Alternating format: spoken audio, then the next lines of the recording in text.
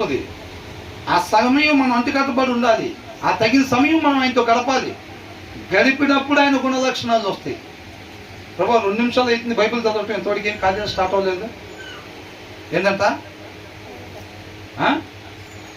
2 నిమిషాల నుంచి బైబిల్ చదువుతుంది, ఇంతవరకు కార్యాలు ఏమి స్టార్ట్ అవ్వలేదు ఏంటి? మోకాలు చేసి అరగంట అవుతుంది, ఇంతవరకు అసలు ఎవరు వచ్చి మీరు మా గురించి ప్రార్థన చేసినట్టున్నారండి, దేవుడు మాకు స్వస్థతని ఇచ్చాడు, మీరు మీ ఇంట్లో ప్రార్థన చేస్తున్నట్టున్నారు, ఇందాక మా గురించి స్వస్థతని ఇచ్చారు, ఎవరు చెప్పలేదండి ఇంకా వచ్చి.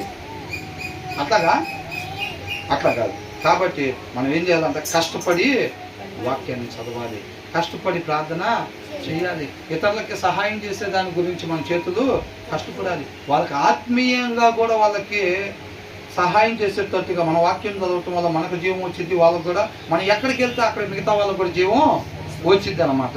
కాబట్టి ఇతరుల కొరకు కష్టపడటం అంటే అది. అట్ ద సేమ్ టైం లేని వాళ్ళకి ఫిజికల్గా కూడా మనం సహాయం చేస్తాం. తినడానికి లేని వాళ్ళకి, వస్త్రాలు లేని వాళ్ళకి, లేకపోతే ఇలాగా ఆధారం లేని వాళ్ళకి మనం ఫిజికల్గా కూడా చేయాలి. అట్ ద సేమ్ టైము మనం ఇలా కూడా చెయ్యాలన్నమాట. అవునా? తర్వాత వచ్చిన ఏమంటున్నారు? ఇందాక వచ్చిన వాళ్ళు ఏం చూసారు చెప్పండి?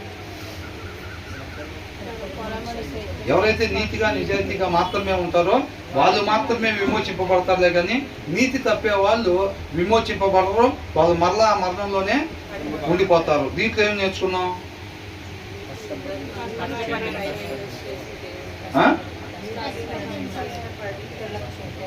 కష్టపడాలి, స్పిరిచువల్గా కష్టపడాలి, లోక సంబంధంగా కూడా ఇక్కడ కష్టపడాలి. దాచుకోవడానికి కాదండి, నువ్వు ఏ ఉద్దేశంతో కష్టపడుతున్నావు అనేది ప్రాముఖ్యం. ఇప్పుడు నేను ఒక ఆఫీస్లో వర్క్ చేస్తున్నా, నేను అక్కడ ఆఫీస్లో నేను వర్క్ చేసేటప్పుడు ఆ కష్టపడేదాని ఉద్దేశం ఏంటి, ఆ కష్టపడేదాని వెనకాల ఉన్న ఉద్దేశం ఏంటి? దాచుకోవటానికా? నీకు ఆల్రెడీ పలానా కారు ఉంది, దాన్ని అప్గ్రేడ్ చేసుకోవటానికా? ఇంకా కొంచెం కష్టపడి ఇంకో ప్రమోషన్ వస్తే దాన్ని మించి ఇంకోటి కొనటానికా? ఏంటి, ఎందుకోసం కష్టపడుతున్నాం అనే దాన్ని చూస్తాడు దేవుడు. కష్టపడాలి, ఆఫీస్లో కానీ ఎక్కడైతే దేవుడి కృపను బట్టి మనకి పని చేసుకోవడానికి ఇస్తాడో ఆ ప్రదేశంలో కష్టపడాలి. ఎందు నిమిత్తం కష్టపడుతున్నావు అనేది ఆ ఉద్దేశాన్ని పరిగణలోనికి తీసుకుంటాడు. నేను బ్రతుకుతా, అవసరతలు ఎవరైతే ఉన్నారో ప్రభువా నీ కృప అయితే, నీకు ఇష్టమైతే లేని వాళ్ళకి కొంతమందికి నేను సహాయం చేసే భాగ్యాన్ని నాకు దయచేయి.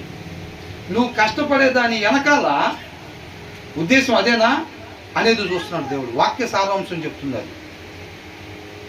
నువ్వు నీ పిల్లలు, నీ భార్య, నీ తల్లిదండ్రులను పెట్టమని పెట్టద్దని చెప్పట్లేదు దేవుడు. వాళ్ళకు నువ్వు పెట్టాలి. అట్ ద సేమ్ టైము ఇంకా అదనంగా